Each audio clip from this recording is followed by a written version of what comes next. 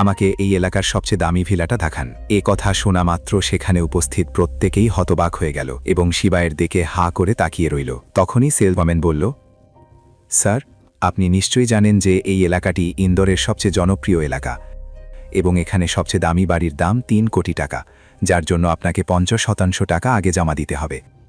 সেলসওয়ামানের এই কথা শুনেই শিবায় বলল, তাতে কি, যা আছে আমি কিনব, আমাকে বাড়ি দেখান। মুখ বাঁকিয়ে সেলসওয়ামান শিবায়ের দিকে তাকালো এবং বলল, স্যার, আপনি কি সত্যিই বাড়ি নিতে চান? কারণ আমরা খুব কম লোককে এখানে এন্টারটেন করি। কিন্তু শিবায় ভয় না পেয়ে বলল, আপনার কি মনে হয় আমরা টাইম পাস করতে এসেছি?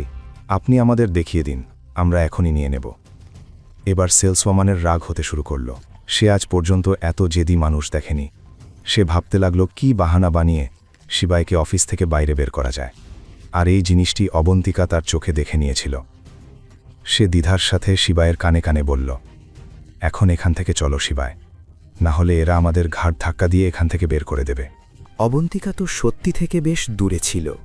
সেবাই তাকে কেবল একবার দেখল এবং সে কিছু বলতে যাচ্ছিল, ঠিক তখনই পিছন থেকে জোরে চিৎকার করার শব্দ এলো।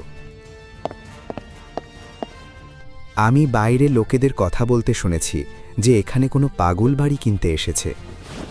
সেবাই পিছন ফিরে দেখল সামনে রেখা নন্দিনীর সাথে দাঁড়িয়ে আছে। নন্দিনী আর রেখা পাশেরই একটি দোকানে নন্দিনীর বার্থডে ড্রেস কিনতে এসেছিল। কিন্তু আমার একদমই আশা ছিল না যে আমার মেয়েকে ডিভোর্স দেবার পর আমার অপদার্থ জামাই হঠাৎ এত বড় লোক হয়ে যাবে যে কোটি কোটি টাকার প্রপার্টি কিনতে পারবে। আশেপাশের লোকেরাও এখন সেবাইকে নিচু নজরে দেখতে শুরু করেছিল, কিন্তু এই কথাটি অবন্তিকা সহ্য করতে পারল না। যদিও সে শিবায়ের সাথে কালই দেখা করেছিল, কিন্তু এই সামান্য আলাপে সে বুঝতে পেরেছিল যে শিবায় একজন সহজ সরল ও ভালো মনের মানুষ।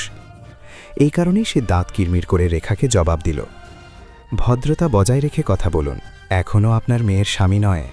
অবন্তিকাকে নিজের হয়ে কথা বলতে দেখে শিবায়ের মন ভরে এলো এবং সম্ভবত গত ৩ বছরে এই প্রথমবার এমন হলো যে কেউ তার কথা ভাবতে শুরু করেছে। সে খুব ভালোবাসার সাথে অবন্তিকার দিকে তাকাতে লাগল।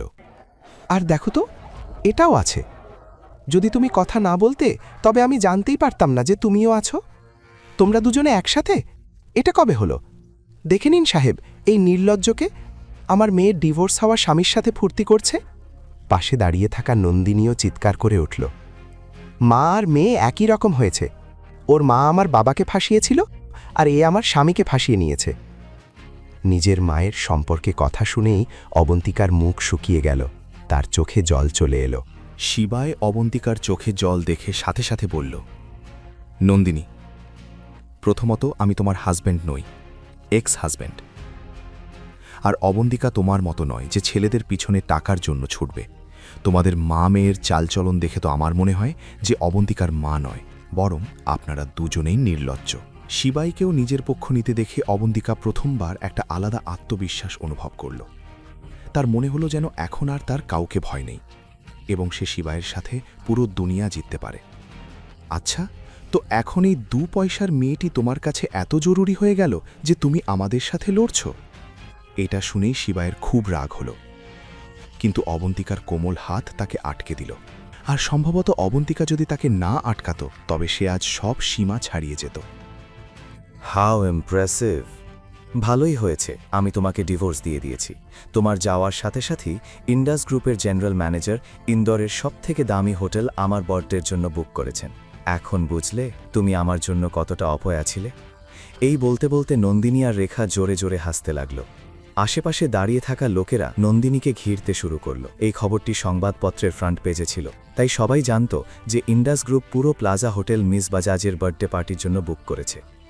কিন্তু সেই মেয়েটি যে নন্দিনী ছিল, এটা দেখার পর সেখানে ফিসফিস হতে শুরু হয়ে গেল।